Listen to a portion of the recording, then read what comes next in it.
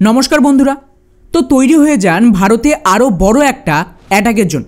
কেননা এক্স্যাক্টলি যেটা আমি বলেছিলাম সেটাই হচ্ছে যে আমেরিকা আবারও ভারত আর পাকিস্তানের মধ্যে আরও বড় যুদ্ধের জন্য গুটি সাজাচ্ছে। যার আওতায় ওরা একদিকে দিল্লিতে কোয়াডের মিটিংয়ে ওপেনলি ভারতকে সাপোর্ট দেয় যে যারা দিল্লির ব্লাস্ট করেছে তাদের বিরুদ্ধে ব্যবস্থা নিতেই হবে, মানে আমাদেরকে পুশ করছে পাকিস্তানে অ্যাটাকের জন্য।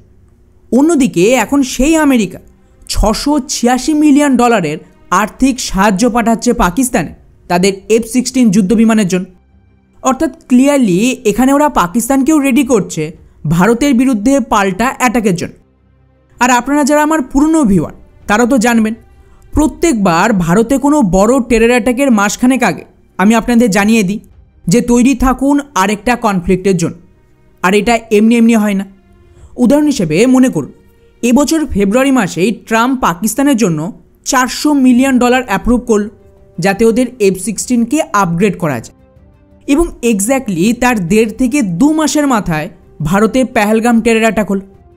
এরপর গত সেপ্টেম্বরে আমেরিকা আবারও F-16-এর জন্য অ্যামরাম মিসাইল দেওয়ার কথা ঘোষণা করল।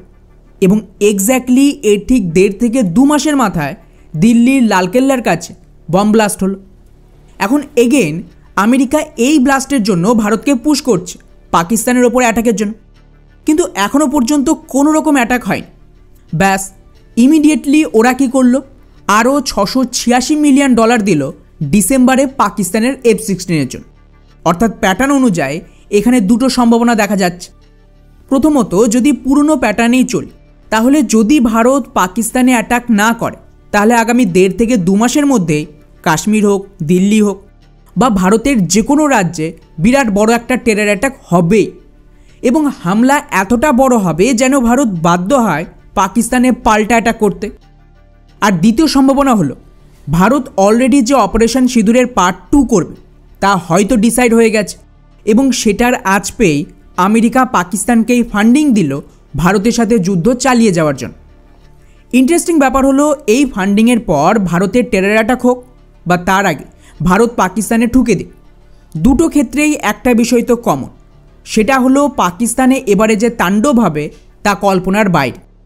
কেননা এই যে $686 মিলিয়ন দেওয়া হলো, এখানে বলা হচ্ছে বেশ কিছু অতিরিক্ত সাহায্য পাঠাচ্ছে আমেরিকা, যার আওতায় পাকিস্তানের F-16 ডিরেক্টলি ইন্টেলিজেন্স পেতে পাবে আমেরিকা থেকে। এছাড়া ওদের কমিউনিকেশনকে আরও এনক্রিপ্টেড করা হলো যাতে দুই দেশের মধ্যে কোনো রকম ডেটা শেয়ার হলে তা যেন ভারত হ্যাক করতে না পারে। অর্থাৎ নেক্সট অ্যাটাকে আমেরিকা খুব ভালো মতনই পাকিস্তানকে গাইড করবে। ফলে বন্ধুরা স্বাভাবিকভাবেই এখন প্রশ্ন দাঁড়াচ্ছে যে এই সমস্ত করে আমেরিকার ফায়দা কোথায়? ওয়েল, আমেরিকার ফায়দা হবে কিনা জানি না, তবে ডিপ স্টেটের তো ব্যাপক ফায়দা হবে। কারণ আমার ধারণা এই কনফ্লিক্ট খুবই গুরুত্বপূর্ণ ডি-ডলারাইজেশনের জন্য। এর আওতায় আমেরিকা ভারতের ওপর আরও কিছু ট্যারিফ চাপাবে এবং এটার পরপরই কোনো বড় ইকোনমিক ক্রাইসিস, যেটাকে আমি ডি-ডলারাইজেশন বললাম, তার শুরু হবে আমেরিকান মার্কেট ক্র্যাশ দিয়ে। এখন যদি আপনি একটু গভীরভাবে পর্যবেক্ষণ করেন তাহলে বুঝতে পারবেন, একদিকে তো ট্রাম্প বলছে যে আমাদের দেশে সমস্ত কোম্পানিকে ফ্যাক্টরি সেট আপ করতে হবে এবং আমেরিকা আত্মনির্ভর হবে, কিন্তু অন্যদিকে মাইক্রোসফটের সিইও PM মোদির সাথে দেখা করে $17 বিলিয়ন ইনভেস্টমেন্ট করে গেল ভারতে। ওদিকে গুগলেরও সেম কাজ, $15 বিলিয়ন ইনভেস্টমেন্ট ঘোষণা করে দিয়েছে। এছাড়াও অ্যাপেলও তাদের সমস্ত ম্যানুফ্যাকচারিং ভারতে শিফট করছে। অর্থাৎ আমেরিকার সমস্ত টেক জায়ান্টরা ভারতে পালাচ্ছে। এমনকি ট্রাম্প মিডিয়া তো নিজেরাই ভারতে বিলিয়নস অফ ডলারের ইনভেস্টমেন্ট করছে, কারণ ওরা প্রত্যেকেই জানে যে আমেরিকার কি হবে, তাই প্রফিট তুলতে হলে ভারতে আসতেই হবে। ফলে ভাবতে পারছেন এখানে এক্স্যাক্টলি কী গেম চলছে। বেসিক্যালি আমেরিকার কোল্যাপস খুব কাজ।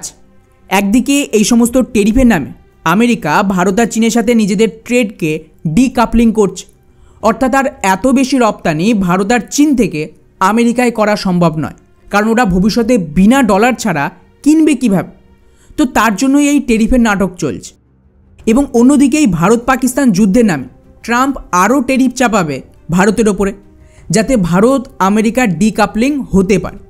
এবং এটার ঘাড়ে দোষ চাপিয়ে হয়তো আমেরিকার মার্কেট ক্র্যাশ হবে, কারণ ট্যারিফের যে খরচ সেটা তো আমেরিকার জনগণকেই তুলতে হচ্ছে। ফলে এই ক্র্যাশের আগে যতটা সম্ভব মার্কিন বড় বড় টেক জায়ান্টরা আমেরিকা থেকে ভারতে পালাবে এবং অন্যদিকে আমেরিকা পাকিস্তানকে ফান্ড দিয়ে ভারতকে উস্কানি দেবে যাতে ভারত আর পাকিস্তানের মধ্যে কনফ্লিক্ট শুরু করানো যায়। তাই অলরেডি ডিপ স্টেট ডিসাইড করে নিয়েছে দুই দেশের মধ্যে যুদ্ধ করানোর। ভারত চাইলেও এটাকে ঠেকাতে পারবে না, বরং যত ঠেকাতে চাইবে তত আমাদেরই লোকজন মরবে এই টেরর অ্যাটাকে। ফলে পরিস্থিতি খুব একটা ভালো নয়। দেখা যাক যে ভারত সরকার এখানে প্রিএমটিভ স্ট্রাইক করে নাকি অপেক্ষা করে। বাকি এই বিষয়ে আপনাদের কি মতামত নিচে অবশ্যই কমেন্ট করে জানাবেন। জয় হিন্দ।